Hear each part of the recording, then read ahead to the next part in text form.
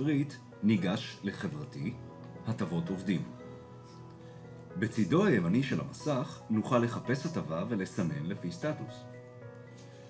בתחתית המסך ניתן לעדכן, לשכפל, להוסיף ולמחוק הטבה. ניגש להוספה, נקליד את כותרת ההטבה, מאיזה תאריך עד איזה תאריך תוצג ההטבה למשתמשים, נבחר את רשומות המשתמשים אשר יכולים לראות את ההטבה, נבחר תמונה להטבה, בגוף ההטבה נקליד את פרטי ההטבה,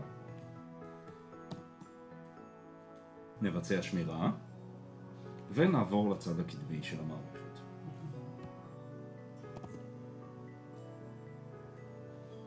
ניגש בתפריט לחברתי, הטבות עובדים, נוכל לראות את כותרת ההטבה, תאריך התחלה וסיום שלה, ונוכל להיכנס לעמוד ההטבה.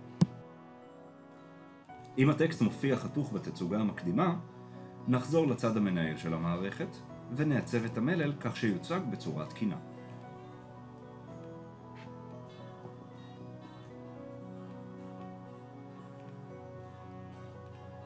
נבצע שמירה ונבדוק שוב בצד הקדמי.